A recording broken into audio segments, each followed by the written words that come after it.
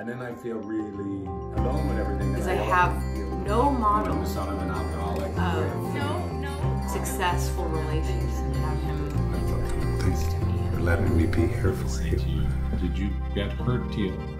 You come here to me. So, welcome back, listeners and viewers, to Come Here to Me and the Couples Therapy Work Series. Today, it's myself, Figs O'Sullivan, and joined again by couples therapist and individual therapist extraordinaire, Karen Gorda. I don't know why you want to be called Gorda from now on. I think it's a little French sophistication, but I'll do it because you asked. Just trying to figure out how to sound cooler than I am. Exactly. Yeah. But I like it. But yeah, let's. I know we said today we would talk a little bit about explaining empathy. It's the name of our company. Why do we call it that? What is it that is an empathic experience for a couple? Mm-hmm. But before we dive into that, speaking of empathy, I guess I should give like a couple of seconds to having some interest in how you're feeling, Karen. Should I? I didn't see that one coming. Oh, really? Oh, no. Well, I'm going through a breakup, so I'm not feeling great. No, I didn't. I thought the breakup was averted. Yeah, well. Oh, I'm so sorry. But it's because I'm getting better at boundaries. So now it doesn't take me, instead of it taking 2.5 years to figure something out, it only takes me a few months. Oh, well, I'm sorry. No matter, good for you that you're getting better at boundaries. And it's always heartbreaking now. Well, it's hard. But you know what's interesting is when I'm going through a breakup, which, it makes me a better therapist because my heart is so open that everything that somebody's feeling, I'm just resonating so deeply with how hard it is to be in relationship and what a risk it is that we take. And how painful it is to open our hearts and then get disappointed or find that somebody can't really attune to us. And also just the struggle of being a pursuer in relationship. And I'm really feeling my pursuers this week. Yeah. Would you want to, by the way, for our listeners, by the way, I want both of us to catch each other on this, right? Pursuer is jargon. Right. You help me as well, and I'll help you when we use jargon. What do you mean when you say, and this is I feel bad. I want to it's a good question. I don't want to lose, though, connection with your heart and what you're feeling right now, but maybe you can explain a little bit more what you mean by you're really in touch with your pursuer parts. Totally. Right. So what I mean when I say that is I'm in touch with, when I'm in relationship, how deeply I want somebody to help me have the experience of the fact that I matter to them and I am a priority to them more than anything else. And when I feel like I'm not a priority and I don't matter, it's the deepest wound I have and it's extremely painful and it brings out my most reactive self. Right. So slow down, right? Because it's really important, right? And, again, let's be clear. Slow me down. Let's be clear. You to have boundaries now. I don't if this conversation, which look, we didn't plan this, all right, to talk about your feelings of what you're going through. But let's even what you just said, being a pursuer, let's say there was 3 distinct things, right? Mm-hmm. 4, let's say there's the expectation of the other that I'll be a priority to them, that I'll matter to them. But locked inside of that actual expectation of other is what the deepest need is. The second thing, what my deepest love need is, I long to be a priority. I long to matter. Yes. And then there's the vulnerable feelings that elicits when that's not happening. Right. Which is or you're in it, right? And heartbroken, right? It's so painful. Yeah. And then the fourth thing, it leads to my reactivity, the behaviors that I will take to protest feeling that way.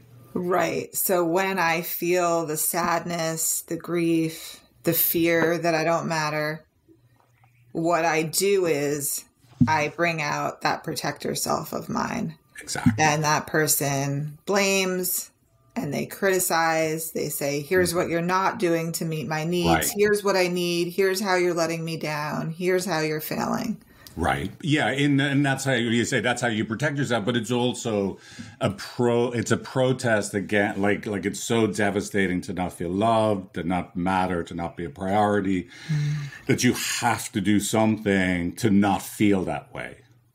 Right. Which is like you said, and you're so good, right? You do this. And if you remember back in our days when we used to be first round of meeting every week, well, I called you the pursuer, what is it again? The pursuiest pursuer you've ever met. Which I maintain that title. I actually, look, you really have great awareness of what you're doing. It's amazing, right? Because that's the first step of at least, look, we're not going to change who we are. Right. But at least look, this is my vulnerability, right? This is the longing I have. This is the pain I feel inside when it's not being met. And this is the way I react. Like, that's phenomenal. But it's like, in a way, it's almost worse. It's like the worst curse to be a couples therapist, because I hear myself in the present moment doing the reactive things that I know are going to push my partner further away. And I have the whole map in my head, and I know I'm only doing this because I'm protesting the disconnection. And I'm doing it in such a way that I can't help myself in this moment from criticizing this person. And I know that result is going to push them farther, but I can't help myself. So I see what I'm doing in real time, and it's a curse because I can't stop myself, but I can reflect on it and see it pretty quickly afterwards. Well, it's brilliant, right? That's the difference. Well, yeah, but that's the thing, right? This is one of the hardest concepts I try and, teaching, trying to help clients to get, listeners to get, and obviously therapists that are training to be good couples therapists, is that the moment is lost.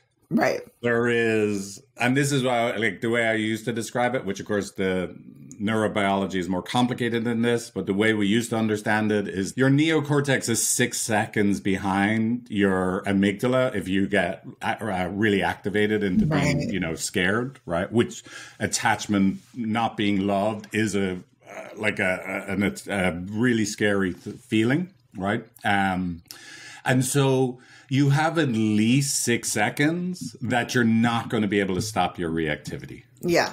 Right. So this is what I always say, the moment is lost. I'm always trying to beg people, couples, stop trying to be good and have zero reactivity, because you're not going to succeed. You'll always have 6 beats of time, whether that's 6 seconds, 6 minutes, 6 hours, 6 days. We want to get it as close to 6 seconds as possible, that you're hurting. Both of you are hurting and both of you are reacting. And we just want to get to the 7th beat of time. And the 7th beat of time is where, oh my God, I see what I'm doing and you're doing, and we're both hurting each other and neither of us can stop doing it. And we do the come here, no, you come here. And we love the shit out of each other. Right. And that's, look, but it doesn't always work. Right. So, and I also think that, for my personal experience, I don't think I'm capable of regulating myself back to a normal, rational, reasonable place in 6 seconds. I think I'm probably somebody that needs a couple hours. And come here, and that's what makes you a great therapist, right? Because look, most people are out there in the world thinking, I don't know, they have an image of there's some world of people that they're not feeling abandoned, not prioritized, and they're not when their partner goes to bed at night, they're not putting their hand in a warm bowl of water so they piss themselves in reactivity, right? You know what I mean? They're not slashing tires or blaming, criticizing, suggesting books their partner should read, right? But almost everybody is. Everybody gets hurt and everybody has reactivity. And it's really amazing that you can normalize that for people. Yeah. And it's one of the things that I say to people all the time, don't even try to not get into a conflict, because it's going to happen. Cycles will happen, and that's normal. It's just we're trying to help you gain more awareness about what's really going on underneath the reactivity. And when you have those experiences of bonding with each other from that deeper place, that the cycles will be less frequent and hopefully less intense because you'll be able to recover faster and repair with each other. Exactly. I love that. By the way, you know, the way I've been describing it recently is disconnection is a feature, not a bug. Right? Yeah, I like that. I like that. Yes. Yeah. It's a feature, not a bug, right? And what makes it, what makes that really important is that, look, you're definitely going to get disconnected. Don't be trying to be good. Work on how you go from disconnected back to good. Right. And then what's the main way you do it is, again, it always sounds so trite. You're fighting because you love each other, because you mean so much to each other. Exactly. Now, some fights are outside of a couple's window of tolerance, right? Or like, I just cannot tolerate the degree to which I don't feel prioritized or I don't matter. And I can't regulate and I can't get out of reactivity. And then, of course, most likely, like someone will end up choosing someone that I can't tolerate being connected. And I have to go away in the intensity of connection. So like this is the thing, right? And I don't think there's actual research, scientific research on this. So take this with a pinch of salt if you want to, dear listeners, right? But let's say if you're a 6 out of 10 on wounding on the pursuer side, like you can feel abandoned, I don't matter, I'm not a priority, you're probably going to draw to you someone who's a 6 out of 10 on the, I could feel rejected, I'm not good enough, contact is overwhelming, and I have to go away. And so, because together, you actually create balance, even though it's not going to feel like balance. It's going to feel really overwhelming and like, this is really bad. But together, you're actually getting a chance to create the exact circumstances that you could get, both of you could get the exact healing if you can tolerate it, right? If you can tolerate it. And I think that is the key. Right. For myself and for everybody is like, where is that tipping point where it leaves your window of tolerance and you become so dysregulated that it's actually really unhealthy for you? Yeah, absolutely. Yeah. Well, look, this is where, and it's hard to know. It's really hard to know, right? But here's my answer to that. You know, my answer to that is, and you know, you're really in there right now, so feel free, Karen, to say it, cold bullshit, right? You know, right? Like the best place to find out is with a third party that is outside of your system. Yeah. That can hold with empathy both of you. Hey, you, Karen, I can feel how your heart is totally broken when I don't matter, I'm not a priority. And your behavior that you don't even want to do, but you can't stop yourself. No wonder when your heart's broken that you would blame, criticize, point out what you're doing wrong. Of course you would. Now, I don't know this fella. Do you remember my gesture for your exes? Which one? Do you remember that? Oh, yeah, that's right. Yeah, right. Right. So this fella, right, you know, right, like I can only begin to imagine. He must feel terrible when it looks like you're not happy. And I can only begin to imagine some of the behaviors he must have when he feels like, oh my God, there's no way to make Karen happy. And so I'm going to put on my Burning Man chaps and head off to some burner party with a cowboy, like a vest. I wish I had a chance to tell you the specifics because you would be in awe of how much I have recreated the past. Oh man. Well, look, firstly, I'm sorry. Right. And I know it's kind of weird, right, that we're trying to use your moment of pain to kind of as a both empathize with you, but also as a teaching moment. So I'm always like sensitive, right? I'm down for it. I'm happy to be used as a teaching moment. So, but here's what I was saying, like, look, like if you're like struggling, how do you know this is something salvageable and you could end up closer to each other, or the writing's on the wall and you need to, like, you know, drop kick each other to the curb, not physically, no drop kicking. Like this is it's a metaphor, right? Now, okay, like how do you know? Well, sit with a third party that knows what they're doing, that can reflect the cycle and see if that does calm your limbic systems. And in that moment of empathy, which maybe we'll get to explaining, right? That empathic experience, that is a threshold moment that you'll either be drawn naturally to fall into each other's arms, because now the one that I don't matter, right? You're not a priority, you're not here, is like, oh my God, you're here. And the person that it looks like I'm in trouble with you is like, oh my God, it doesn't look like I'm in trouble. And it's safe then for them to come towards. And then we wait. We create that experience. And now we can see, are you going to comfort each other there or not? So can we actually flesh out that piece? Because we're talking about the what we're calling the pursuer piece, which is the person who feels like, hey, I really want to matter, and I really want to feel like I'm a priority with you, and I really want to feel like you're there for me. Totally. And that's what I'm tracking for all the time, in a way that's like, when you say you're tracking inside yourself, you mean? Inside myself, and with that person, I am always looking for clues. Oh yeah, you're always asking that question. Whether I realize it or not. Are we connected? Are you here for me? Do I matter to you? It's like a hyper vigilant, like, what is it called when they do those like special ops? And at night, you can see what's going on at night. Or like the infrared camera. Yeah, it's like that. It's like there's never a time when I cannot see and I'm not tracking. Yeah, by the way, I love that. I always say there's only two questions that a couple's asking. It doesn't matter what you're talking about, politics, sports, Brides of New Jersey, whatever the hell those shows are. It literally doesn't matter, whatever, like Housewives of New Jersey or whatever it is, right? I'm trying to pretend I'm not a regular watcher and fan. Was it Brides of New Jersey? Is that a show, Brides of New Jersey? No, it's actually Housewives, right? There's Housewives of New Jersey, Miami. There's only two questions. It doesn't matter what you're talking about. You're basically both saying just these two things over and over again. The emotional pursuer is saying, are you there? Right. Are you there now? How about now? Where did you go? Why are you looking the other way? It's just constant. Are you there? Are you there? Are you there? Are you there?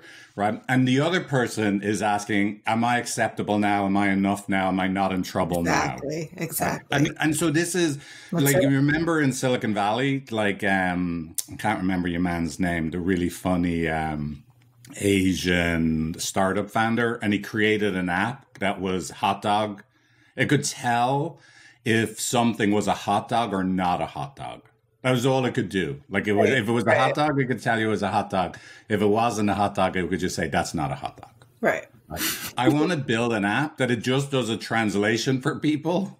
Like, is what you're saying, even though you just thought you were telling us your opinion of Donald Trump, are you actually saying to your partner, are you there for me? Or are you asking your partner, am I enough for you?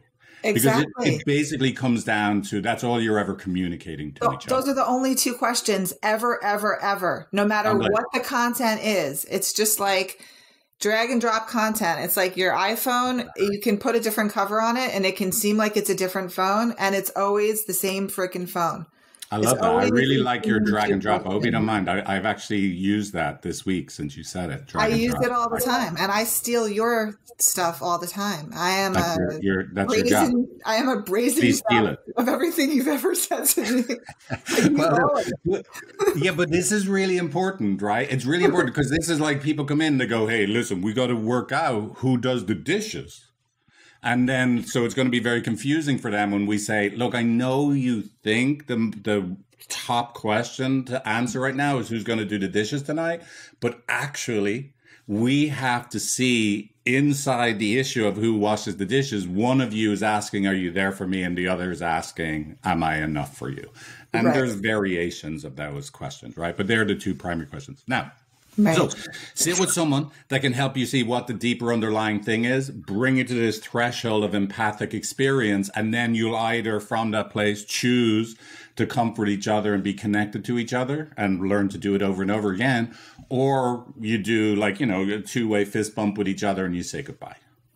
Right. But I want you to talk a little bit more about the other side of it, the are you enough for me? Because I what don't know anything happens about that side. with, what's that? I said, I know nothing about that side.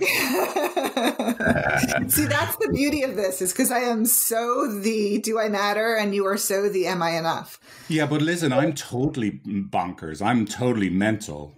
And right? so am I. So we yeah, can but talk listen, but about I'm it. even more mental than you because I don't believe you. no, listen, No way. because I do both. Like, you know what Teale calls me a lot now? She calls me a pursuer bitch. Oh no, Because that's I not have good. like, I keep wanting to write this article about comparing relationship, like how to have a good relationship to technical trading. So like on the short term time frame, my pattern is often to be the pursuer. Like if there's no milk in the Oh, fridge, how come you don't care about me? You know tea is important to me. I don't feel like I right, matter. I'm not a right, priority. I'm like, what a pursuer bitch I am. I right, really am. But right. on the longer time frame, the deeper one, I'm definitely what we refer to in emotionally focused couples therapy, the opposite of the pursuer, the other side, which is I'm the emotional withdrawer. Right. And the emotion withdrawal, what that feels like inside. So like when like Teale is feeling I'm not there for her, she doesn't matter to me, she's not a priority to me, right? I don't want her, I don't care about her feelings. When she's having those feelings, what I hear, the main message I hear, no matter how well she crafts the Right. information to me, I hear, Figs, you're a failure, you're a Right. disappointment, Right. you are unacceptable, Right. you're really unworthy. Yeah. And then I have this like image where I'm so bad, what I should do is leave this life. I'm not going to commit suicide because I'm too much of a chicken. But I should go move to Alaska, to some tiny town, But you and already get a live in job. Hawaii, so that doesn't sound that extreme. Well, Just I to be know, but I was clear. going to bag groceries and read novels, not talk to anyone, not make eye contact because I'm not worthy. But I end up feeling so bad that my behavior, so deep inside the longing. So if I look at the negative, the four things I described, right? I see Teale as being too much. It's impossible to make her happy, right? She's a complainer, she's a blamer, right?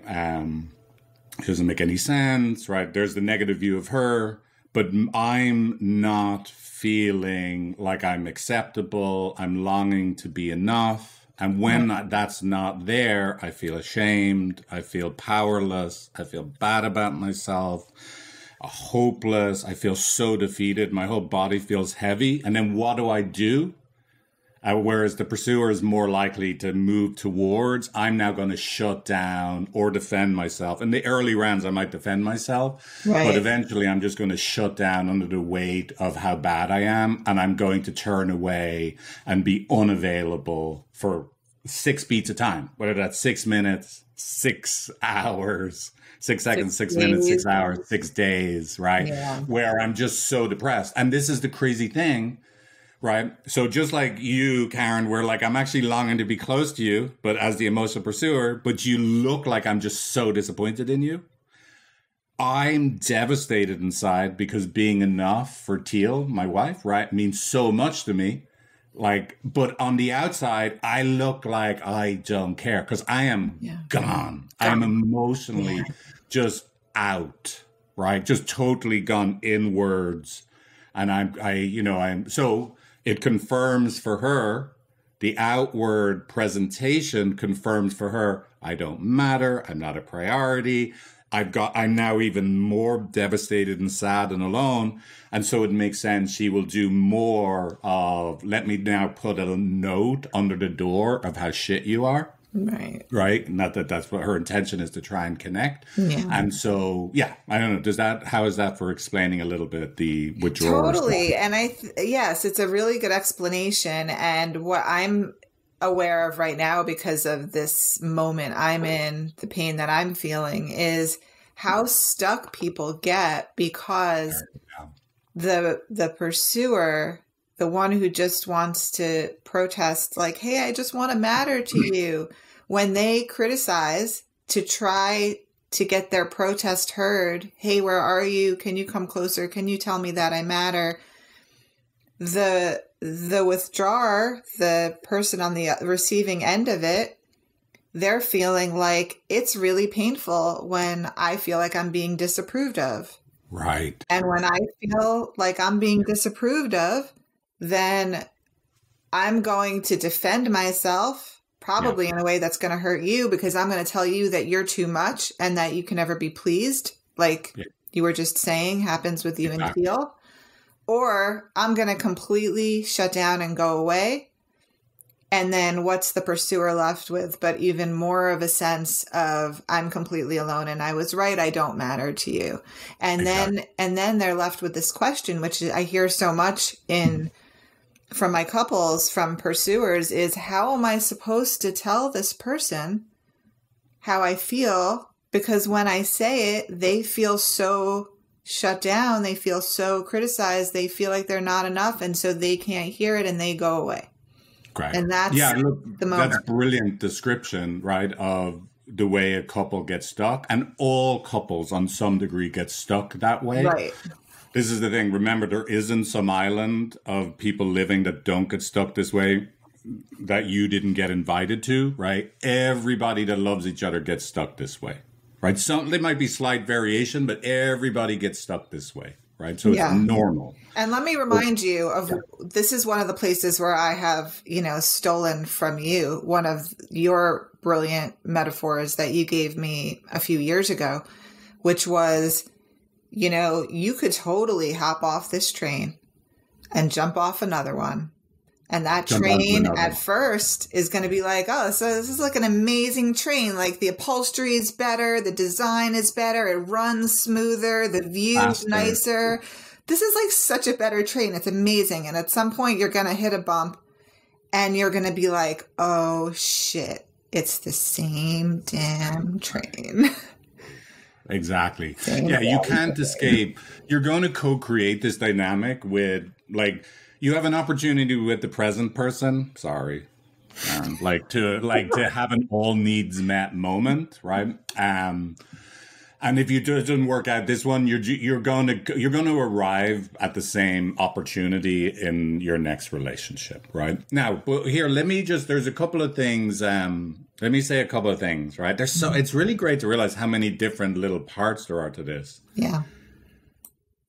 It is really hard for, let's say, firstly, the pursuer to realize, like you said, that the request for my needs to be met, I need to matter to you. Please help me feel like I'm important to you.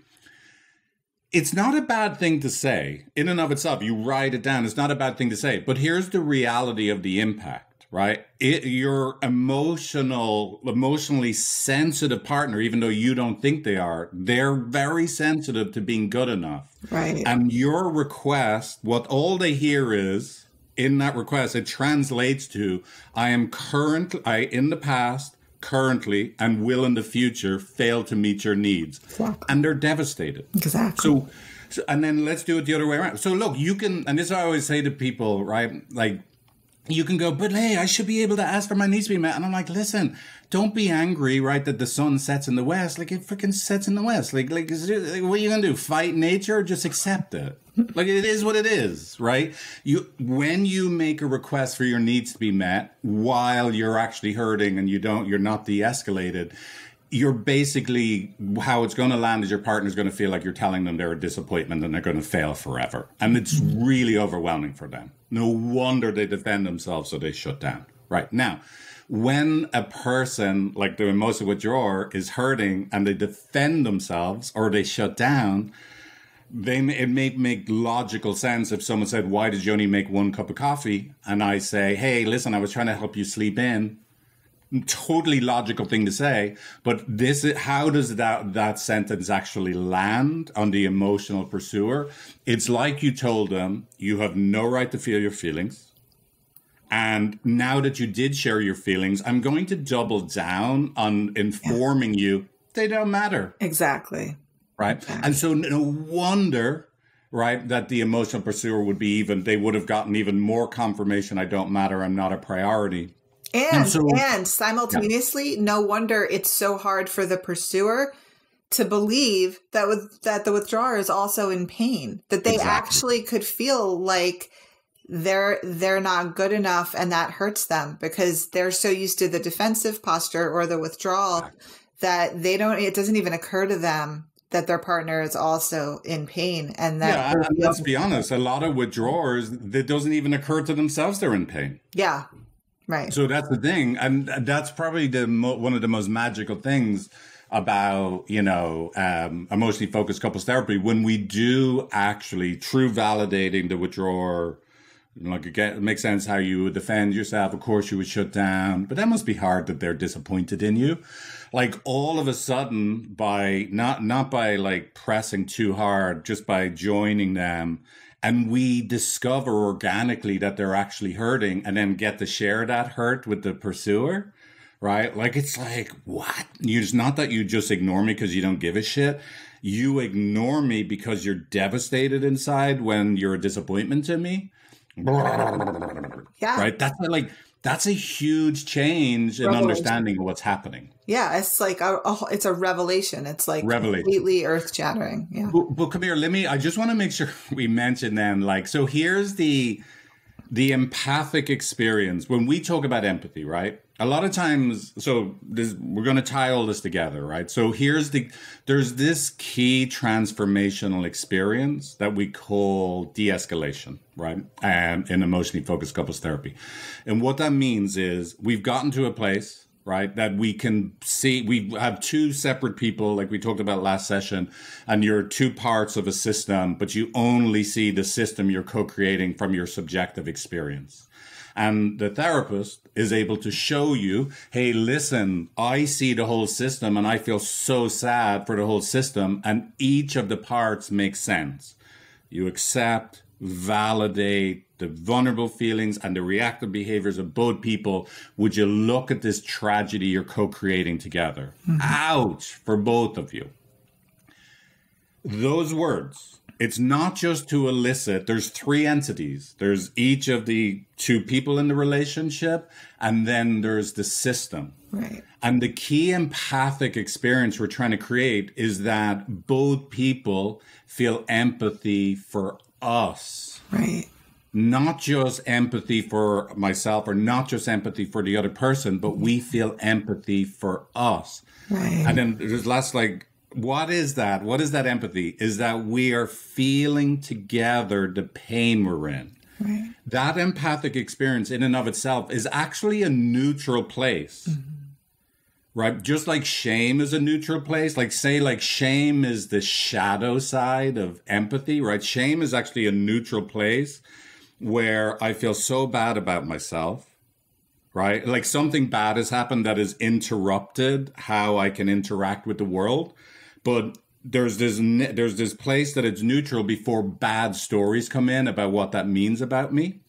And empathy is a neutral place that is this place that all of a sudden I'm not activated to defend myself anymore, and I don't feel threatened by the other person. We're both actually hurting, and I can feel how we are both hurting, not just me, not just you, both of us. And it opens this window that neutral place of feeling for both of us can be filled with compassion and safety and a willingness to give and receive comfort to each other. Mm-hmm. So this is the thing, this is the amazing thing about our work. I don't actually work to create the compassion and the change of behavior to try and make people understand each other. I'm just working to get to that neutral place and trusting that once we create that neutral place, it'll be filled. The water will flood, the water of compassion and love. And I actually really care about the way you're hurt. Well, I care about the way you're hurt. It'll just get filled with that. Just like, unfortunately, the neutrality of shame, of the sudden interruption of positive affect that is shame, gets filled with negative stories. We don't actually have to go look for the negative stories. They're just going to arrive. Anyway, I hope that wasn't too... No, I love that. I love that. And I think that is the most important thing that we do in the beginning right away is It's like you're not a victim of your partner and they're not a victim of you. This is a system you're co-creating with each other. And like you said, ouch, it is so painful for both of us to be here. Look at how much pain we're both in. Look at how stuck we got. And I love the way you describe that, as that's all you have to do is get to that place, and the empathy arises naturally. Exactly. Well, so if we can get to a place, and this is, I don't know, did I use this analogy last week? It's like, the bubbles, kids bubbles. You blow bubbles. I don't know if you remember. I don't this think one, you right? used it. Yeah. So like let's say you blow two bubbles, and every now and again, two bubbles come together, and instead of bursting, they form one bigger bubble. And so you think the two separate bubbles is I, the pursuer, I, Karen, I'm in my pain, I'm not loved, I'm not prioritized, I don't matter. And the other person's the one withholding it. So you're in this suffering bubble. And let's say I, Figs, the withdrawer, I'm like, no, they're always disappointed. There's no way to make them happy. There's no point even saying anything. I try to defend myself. There's no point. I feel so powerless and terrible about myself. I'm in my separate suffering bubble. And what we're trying to do is join those two suffering bubbles together so that they actually now form one shared big suffering bubble. Ow! I actually feel now the pain of being like, I don't matter, and the pain of like, I'm powerless and not enough. And both people, it's all merged together that we feel this pain of our system. Yeah. That's the empathic experience we're trying to create. And the reason I'm going to emphasize this, people do get empathy as a one-way thing. Like, it's like, oh, you're asking me to feel the other person's feelings. That's not it. It is part of it, but only a part. We need both of you to be feeling your own and the other person so that we have this, we feel empathy for us. And that's what tells our limbic system, our nervous system, and then we can do all the stuff people want to do. Now we can help, little Karen, I get so scared. I just want to be closer better to you, right? And like, and it's now little Fig, right? He is, big Fig that's on his way to Alaska can turn around and actually love little Karen, right? And then little Fig can say, I can feel so bad about myself. And big Karen that wants to tell Figs all the terrible things he does, right? She doesn't have to be here. And she could actually look, you are enough, Figs. And so that's the thing. We end up with the possibility of an all needs met moment. Now, I feel really bad saying that to you in this moment of your life.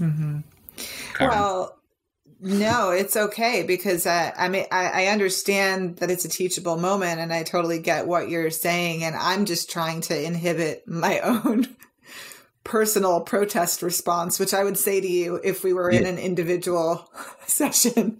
Yeah. No, go on, though. I mean, is that all right? You can, though. It's good to, what comes up?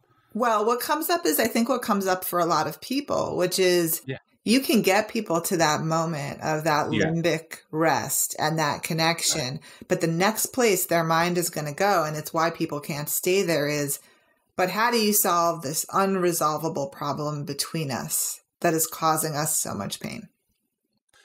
Yeah, well, look, so here's what, some problems are unresolvable. Let's be clear. Right. Some problems are unresolvable. Yeah. Yeah, some problems are unresolvable, right? I had a partner that smoked pot every day. What am I going to do? Like, we could do all of this emotional work, and I was never going to be okay that their consciousness was altered every day. Talk about my pursuer part being activated.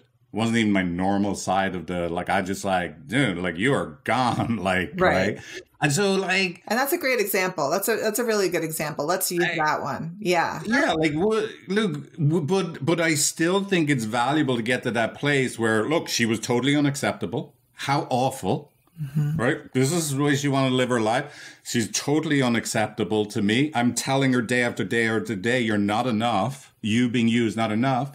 And she would protest. She would head off with actually one of my coworkers and play video games all night. Like both of them he's recently divorced, and they freaking get high together, right? But I understand, right? So there's a protest behavior. She's doing the things she does to go absent, right? When she's a disappointment. And so I felt really alone. And so I've got even more grounds to criticize and blame. Now, at the very least, we should see that's what's happening so we could at least understand, ow, I feel so bad for you being a disappointment. You've been you. And she could, I really get how you end up feeling alone. And we could even part holding each other. Holding each other. Kind of like, I really get how this doesn't work. You want to smoke pot? I want to be with someone that is more like on the same level. I'm like a kid of like addiction, and I get it's too scary to me that you're not here, conscious, right? But what I don't know, like you hear, like it's still good to get to that empathic moment, even if at the end of it we're going to do the fist bump or hug each other and let each other go, because now I can move forward in the world without this bitter story.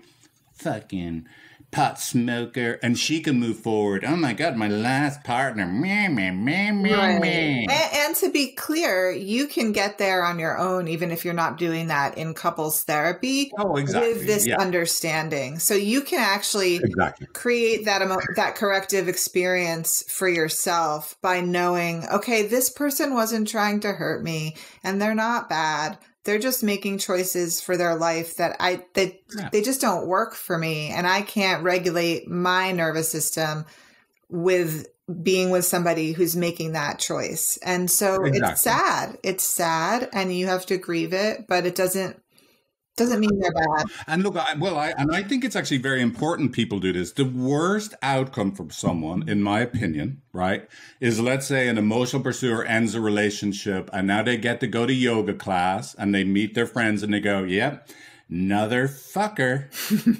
right? Like I just got fucked over again. And the worst, and then let's say the withdrawer walks into the bar, being again stereotypical, walks into the bar and the guys go, hey, haven't seen you in a few months. Yep. Disappointed my last partner that just couldn't be happy. And everyone goes, yeah.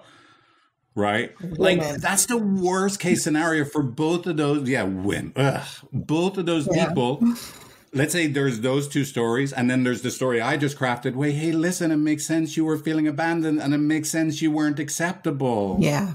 Right. And whatever brought you to the place that it's outside your window of tolerance, that you get really scared when it looks like you don't matter. And whatever happened in your life that you need to do this other thing in order to be able to regulate your nervous system. Right.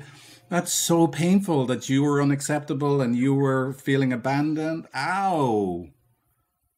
Right. That's still a really healthy thing to do, because that sets you up now to not be bitter, twisted, and actually trust and give love a chance again. Right. And absolutely. And in addition to that, when you think of the view of yourself, not just the view of the other person, exactly. That the pursuer who has that pursuer shame, which is I'm too much and right. No one's ever going to prioritize me and I'm never going to really matter to somebody. That story is so strong that you could easily leave a relationship with that story right. completely reinforced and then go into the next. Yeah, in a very negative way, which right. is not true. It's actually the most lovable part of you. By the way, you're pursuing in relationship is essential. We don't want to stop an emotional pursuer pursuing, mm-hmm. right? Like this is like, I love you and I get really scared when it looks you're not there. And of course, there's two sides of shame. And we go into this. Like one side is I'm not enough and the other side is I'm too much. Right. Right. And so the pursuer is more likely to feel I'm too much, like just like you said, right. like I'm too much again. I'm too much to love. I'm going to overwhelm someone else. And you walk away with this awful, like I'm too much shame story. And of course, the withdrawer is like, I failed to be enough again. I was unacceptable. They walk away with this I'm not enough story. And those parts, the parts that feels like they're not enough and in the withdrawer and the part that feels like they're too much in the pursuer, they're actually the most lovable parts of who you are. And we need to even let's say right now, you need an individual therapist, best friend, someone that can see that part of you. And I'm going to use technical language and love the fucking shit out of them because they're not bad parts of you. Right. And we don't ever want to get rid of them. Yeah. Yeah. So. And we want to keep our hearts open. Exactly. And you seem like you're doing an amazing job at it right now, Karen? Well, I mean, it's kind of like required for our work. It's like some people carry a briefcase to work and we carry open hearts to work. I That's love like what that. we That's have to beautiful. bring. Exactly. No, and I love that. So I often I do my best work when I've had a fight with Teale and I'm sad and down and like, because I just Because your like, heart's open and tender and fresh, and exactly. it's like you're really in contact with how much pain the people that you're working with are in all the time. Exactly. Well, look, Karen, I thank you so much. I get just being so generous with your heart and your pain, letting the listeners and viewers know about just the way in which you're in touch with the not feeling prioritized, not mattering, how your heart is broken, seeing your own reactivity, even though you see the impact of it.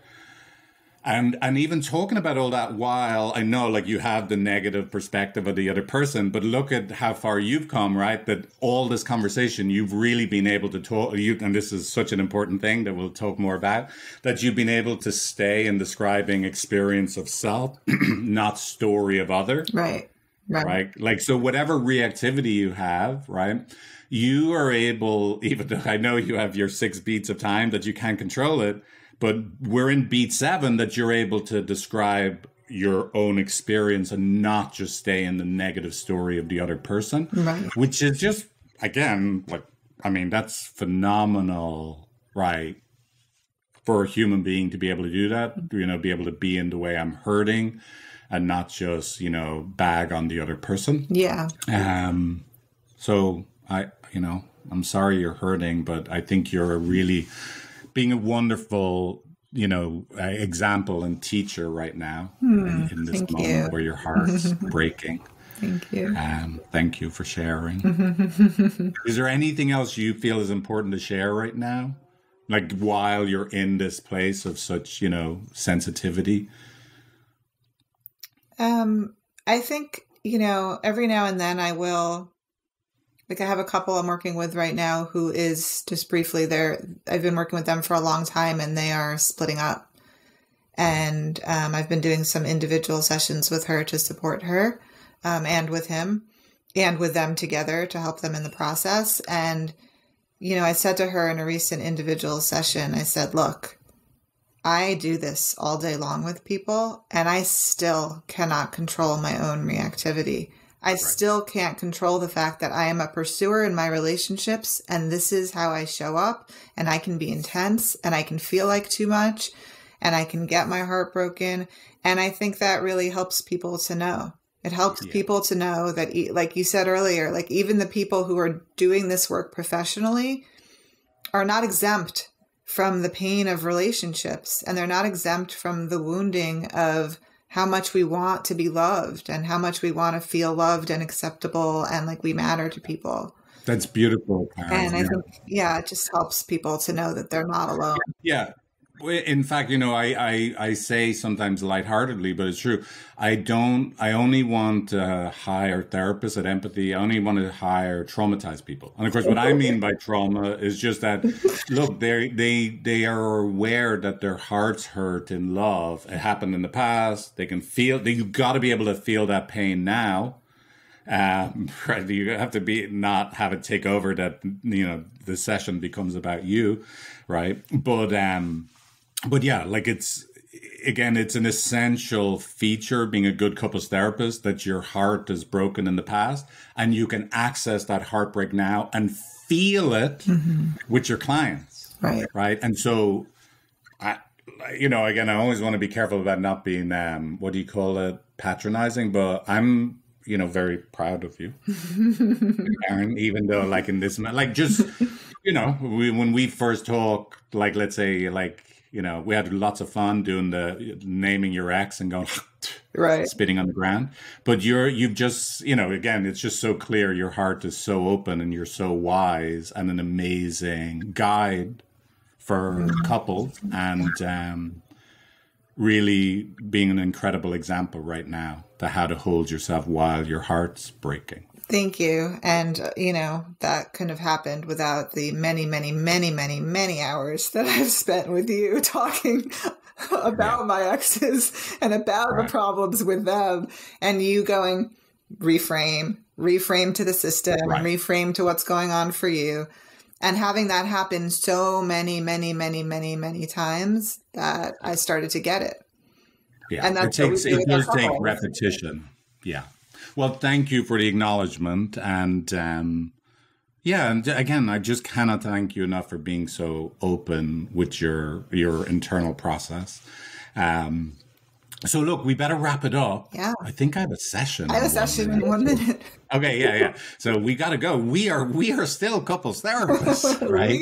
But I love, hey, Karen, so amazing to get to spend this time together. Yeah, this was a fun one. I like it. Really, not just a podcast, just as friends. And, you mean a lot to me. Yeah. My heart is feeling with you.